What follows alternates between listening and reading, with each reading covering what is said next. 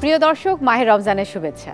আমন্ত্রণ জানাচ্ছি RFL jug নিবেদিত শরবত সমাহার অনুষ্ঠানে। আমি রিচি সোলাইমান পুরো মাস জুড়ে আপনাদের সঙ্গে থাকছি বাহারি সব শরবত নিয়ে। আজ আমি তৈরি করে দেখাবো তোকমা শরবত। তোকমা শরবত তৈরি করার জন্য আমাদের কি কি ইনগ্রেডিয়েন্টস প্রয়োজন? তোকমা, বরফ কুচি, একটু মধু আর ফুড সিরাপ। দর্শক, তাহলে দেরি না করে চলুন আমরা শরবত তৈরি করা শুরু করে দিই। এই তোকমা কিন্তু সেই আদি যুগ থেকে চলে আসছে। আমাদের নানু দাদুরা তোকমা সবসময় খেতেন এবং এখন কিন্তু আমরা দেখা যায় যে ইফতারিতে যে কোনো শরবতের সাথে তোকমাটা রাখার চেষ্টা করি। কেন করি? কারণ তোকমা ভীষণ উপকারী খাবার। তোকমা আমাদের শরীরের কোষ্ঠকাঠিন্য দূর করে, আমাদের শরীরকে ঠান্ডা রাখে, পেটকেও ঠান্ডা রাখে। একটু দিয়ে দিলাম বরফ কুচি, সাথে অ্যাড করে নিচ্ছি মধু। যেহেতু ভীষণ পানসে, তাই শরবতটাকে একটু কালারফুল করার জন্য আমি দিয়ে দিলাম ফুড সিরাপ। এখন আমি আমার প্রিয় আরএফএল জগে রাখা সেদ্ধ পানি দিয়ে দেব। ব্লেন্ড করে নিচ্ছি।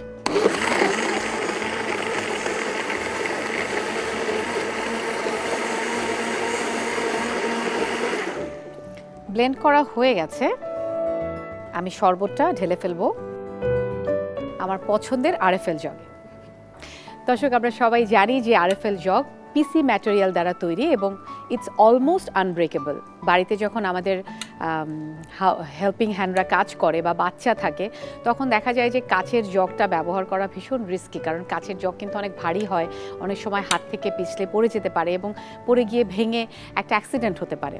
সেই ক্ষেত্রে সুরক্ষার জন্য আমি কিন্তু সবসময় প্রেফার করি আরএফএলের জগ, কারণ এটা কাচের না, কিন্তু দেখতে কাচের মতো এবং অলমোস্ট আনব্রেকেবল।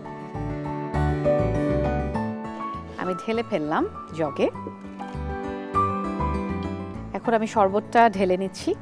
আপনারা চাইলে এখানে তোকমার সাথে একটু চিয়া সিডও অ্যাড করতে পারেন, কিন্তু আসলে আমরা যেহেতু প্রতিদিন এক এক ধরনের রেসিপি দেখাচ্ছি, কখনো হয়তো অনেক ইনগ্রিডিয়েন্টস দিয়ে শরবত খেতে ভালো লাগে, কখনো হয়তো একটু মিনিমাম ইনগ্রিডিয়েন্টস দিয়েও শরবত খেতে ভালো লাগে, কখনো হয়তো একটু ডেন্স, যেটা ঘন ঘন টাইপের কিছু শরবত খেতে ভালো লাগে। কিন্তু আমার কাছে মনে হয়েছে যে যেহেতু এটা একটু তোকমা শরবত, একটু লিকুইড ফর্মে রাখলে শরবতটা দেখতেও ভালো লাগবে, খেতেও ভালো লাগবে।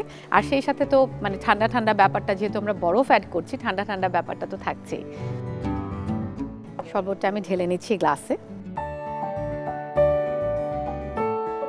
এখন একটু গার্নিশ করে দেব।